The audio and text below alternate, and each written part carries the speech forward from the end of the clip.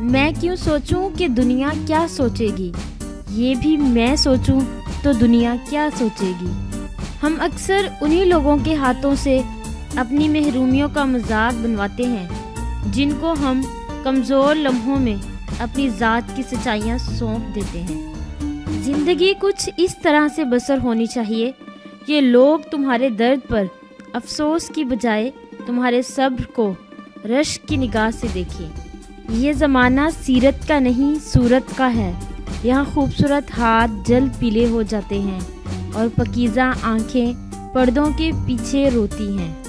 کبھی سجدے، کبھی آنسو، کبھی ہزاروں کوششیں، لیکن جو حق میں نہیں ہے بہتر وہ رونے سے بھی نہیں ملتا۔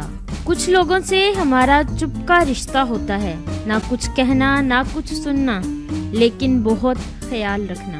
بھروسہ اور دعائیں کبھی دکھائی نہیں دیتی، لیکن ناممکن کو ممکن بنا دیتی ہیں۔ جیتنے سے پہلے جیت اور ہارنے سے پہلے ہار کبھی بھی نہیں منانی چاہیے۔